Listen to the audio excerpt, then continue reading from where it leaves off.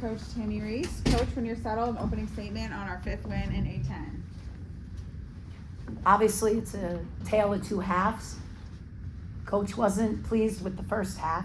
We came in at halftime, we regrouped, we made some adjustments, and then came out the second half and executed our offense and started to play, Rhode Island basketball. And it was just really being able to read the defense, being able to read them packing the paint, doubling the posts, and calming down a little bit. I think our kids were wound up super tight today, and it took a half to really settle down and then just play basketball, just read the defense, make the open pass, the one more, find and hunt great shots. So I'm really, really happy with our second half, both offensively and defensively. And while the offense was struggling in the first half, the defense kept you guys in it. What led to that? Was there anything specific? Obviously we put a premium on defend and rebound. That's what wins tight games. It's what is going to win fourth quarters. You've got to be able to get stops and then rebound. And when we get stops, we can run. It's not half-court basketball, and we want to play with a better pace. So, every day in practice, we put a premium on defense. And you'll see me on the sideline. I get really upset when we have defensive breakdowns that make no sense at all. And so, we hold them accountable to that. So our goal was to hold them under 48 today. Obviously, I thought we'd score at least 78, 80. But to hold them under 48, we hit our goal. Our goal was to hold them under 10 offensive rebounds. We did that. And then conversely, we had 16 O-boards. So defense and rebounding are a premium. Coach, the three-pointers in the first half, they weren't falling. Second half, just three-point attempts in the third quarter. Was that a major part of the adjustment at halftime? The reason why the threes weren't falling in the first half is we weren't ready to shoot. We also weren't getting off the ball. We weren't getting off the ball quick enough to get an open shot. And they were contested, our feet weren't set, they're rush shots. Obviously, Bonnie's did a great job closing out, so they weren't rhythm shots. Second half, if you were to watch us play, whether it was off an inbound or a drive and kick, they were wide open rhythm shots. And obviously we wear them down, they can't close out the same, but that was the difference between your looks, is you gotta be able to get off the ball and get a shooter in their pocket, the ball in time, to get a rhythm shot. Not late, not bobbling, not a bad pass. In the first half, we were we were wound so tight, we were over penetrating, we were just trying to force things. It was like trying to get blood from a stone, on the low post, like stop lowering your shoulder. Face up, jab step, and just take them. And we kept doing, and I'm not gonna say anything about the officials. You see how the game's being called, make the adjustment. Don't you do it, then you do it, then you do it, and then everyone's booing the official. Listen, that's how the game's being called, make the adjustment. So I just thought we really found each other. We hunted great shots in the second half, and we got off the ball really quickly. And that was the difference in the tale of two halves offensively. And three-point shooting, I think, it's been 2 games in a row, slow three-point shooting. I think last game was like 2 for 6 when we took 6 attempts. Is the three-point shooting anything to worry about moving forward, or was these last 2 games just like? Well, whenever you're shooting the ball poorly, as a coach, you always worry. I live in perpetual paranoia of we're going to lose the next game. That's what keeps me on edge all the time. It's why I get on my players. I never let them relax. And so it won't be because of the coaching staff that we're not ready or prepared, but sometimes the shot doesn't fall. And, again, to give them confidence, we'll work a lot on full court, shooting, threes. We do it every day, but we'll put an emphasis on them to get their mojo back a little bit, free throws, things like that, where if you're not shooting the ball well, you got to let them see success in practice. We can shoot the ball well. I've seen it a lot. So, it's always a concern for me, but not them. I got to get them their confidence back. We got to get up and down in practice, let them see the ball go through, feel it, and get their mojo back. And I think they thought they were going to fall the second half because they shot them. They shot really good shots. They just didn't fall, but we got the O-board. So that's the other thing. I think Gino said this the other day. You got to take wide open shots, because if you don't, you're hurting your team. Because Because now we don't know what you're doing. You're driving, I go in to rebound, now our offense is all askew. We take open shots and then have the confidence that we're gonna nail it. We're gonna put them down. And if not, we'll get the O-board. So that's on the coaching staff. We'll get their mojo back in practice going into VCU. Coach Tammi Reiss, 9 points off the bench, 17 minutes as well. That's a little bit more than usual, really, she averages per game. Do you see her continuing to play that much going into the college game? Tabby had a great week of practice. That's why Tabby got minutes. Listen, I've said it a million times in here. Your preparation is practice. You know, fans go, oh, why aren't you playing so-and-so? Why are you in practice every day? Come to practice and then talk to me. But Tabby had a great week of practice, man. It's so funny because everything she did in practice, those O-boards and those putbacks, she did it in practice. As Mark, he was on the scout team. Went to the O-boards like crazy, hit shots, played with pace, and just prepared herself. She was ready today. So when she got the opportunity, it was like she fell to the level of her preparation.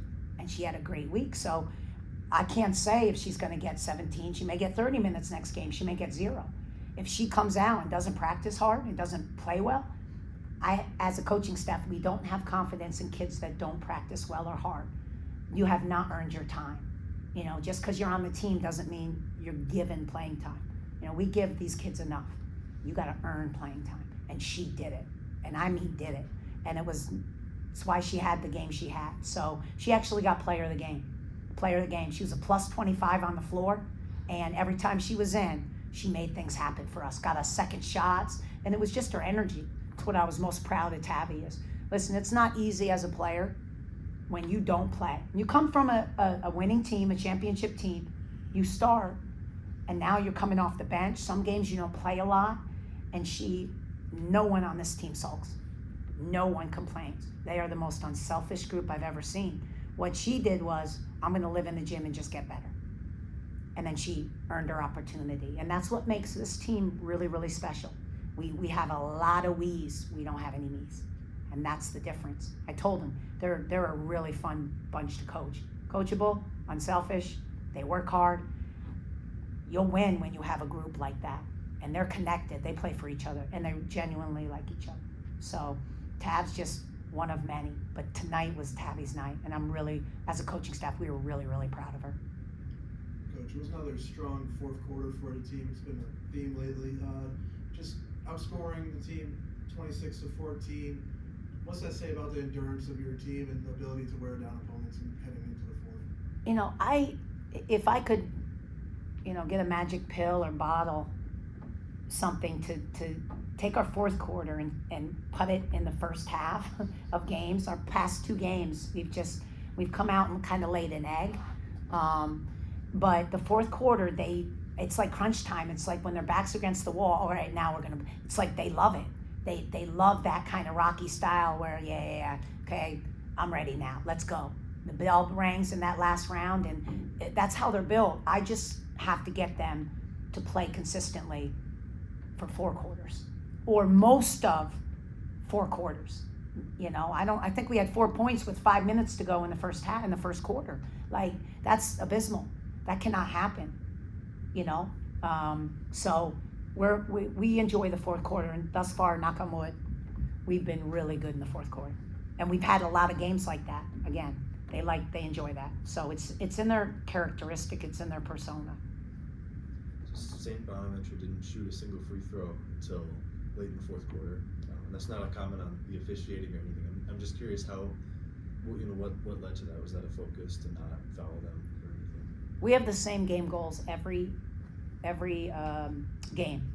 We set them. So one of the game goals offensively and defensively is to get 20 free throw attempts. That means we're aggressive. So normally we get right around 20. We've been really good at it. We get to the line because we hunt the paint. Conversely, defensively, one of our game goals is you must make more free throws than your opponent takes, and you must guard without fouling. So if you look at the free throw attempts in all our games, they took 4, we made 15. It's a game goal. In practice, we got to guard without fouling. If I got a kid that's being overly undisciplined, then you're not going to play, because we cannot foul and stop the game, and now we can't. We got to have an opportunity to rebound and run. So it is something we practice every day, and it's a game goal, and they know it, and they take pride in that. We didn't put them in the bonus, I think, till the fourth quarter, right? 5 fouls in the fourth quarter. We were nowhere near it in the third. So they do a really good job at guarding without fouling. We don't try to block shots. We don't try to contest. It's a short closeout to a contest to a box. We don't fly around and swipe and do all that. That's undisciplined defense. You know, we got some kids that'll dig and make some plays, but for the most part, we're a very disciplined defensive team. It's what we practice every day. Final questions for Coach? You're now the all-time wins leader for the program, which happened last game, but I'm curious your thoughts. What does that mean to you? You know, I said this last game, I'm not a big personal achievement person. I don't like to be the face of the program. I want my players to get all the attention because they deserve it. I like to just prepare. Although I'm an extrovert and I love high energy, I don't like the accolades are nice. But this one, it gave me a chance to reflect after it happened. I really didn't care because Brooklyn got our 1,000th point, and I was so geeked for that, you know, they told me I got it, and I didn't really think about it till after the fact, where it gives you time to appreciate all the people that got those 123 wins. It's not just you. You're the leader, but if you don't have players, you don't win games, period. We prepare, we don't win games. I'm just telling you. The players go out and win games. You prepare them to win games. So I got to reminisce about Manu Tahan and Davida Dale and Nicole Jorgensen and MP Faposi and, you know, Cece Lassiter and Madison Covington. I got to think about all those wins, all those games. Emma, when she hit that big three in the corner to give us St. Joe's at home, those are the memories and those players I got to go, my God, if it weren't for them, I wouldn't have this. All my staff, and then our fans, our administration, and then lastly, Thor. If it weren't for Thor, I wouldn't have this job, you know? And so just really thankful of having this opportunity to be a head coach here. And that's were my thoughts once I sat down and thought about it. And then after that, I moved on. I could care less, and now it's game, and let's keep this train rolling. How can we win every game? How can we prepare for every game? And, you know, so it's a nice milestone, but it's winning time now. Thank you all. Have a great rest of your weekend. Thanks, guys.